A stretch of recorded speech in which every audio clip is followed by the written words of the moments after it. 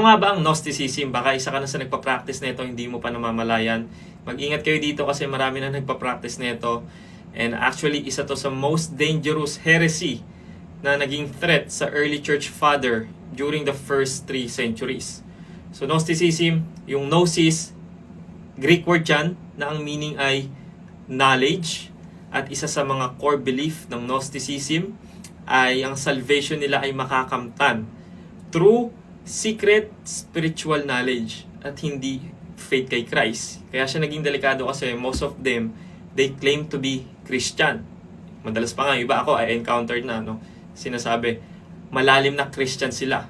What they mean is they have this secret knowledge or elevated knowledge or a higher truth at kukunti lang sila na meron nun. Again, gnosis is a Greek word, means knowledge or to know, and they claim to possess a higher knowledge na hindi galing sa Bible, but galing sa something mystical. Most of them ang taas-taas ng tingin nila sa sarili nila. Kumbaga, privileged class above everybody else. Dahil nga sa higher, deeper knowledge na meron daw sila about kay God. Which technically, they are deceived.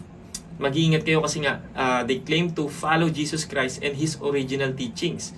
Kaso nga yung belief nila sobrang contradicting sa Bible. Kasi they also believe na si Jesus ay hindi talaga tao. Kumbaga nag-appear lang daw para magkaroon ng katawan. Which dinideny nila yung incarnation. Malinaw sa John 1:14. The Word became flesh. At ang pinaka-importante yung salvation kasi, di ba? Ang salvation nila, true knowledge. Dapat meron kang elevated knowledge or higher truth. So somehow, narinig nyo na yung New Age spirituality, di ba? Yung New Age movement, ilang beses ko na ine-expose yun.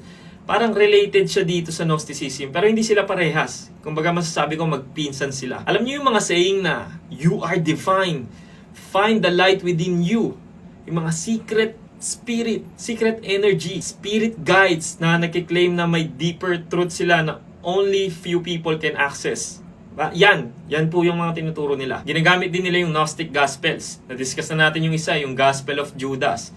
Ito yung mga heretical writings claiming to be the lost books of the Bible. Ang dami nyo mapapanood ng mga video ngayon yan sa iba't ibang platform na ito daw yung lost books of the Bible. Yan yung Gospel of Judas, Gospel of Thomas, Gospel of Mary, Gospel of Philip. They also say matter is evil. Yun nga, God did not become flesh daw.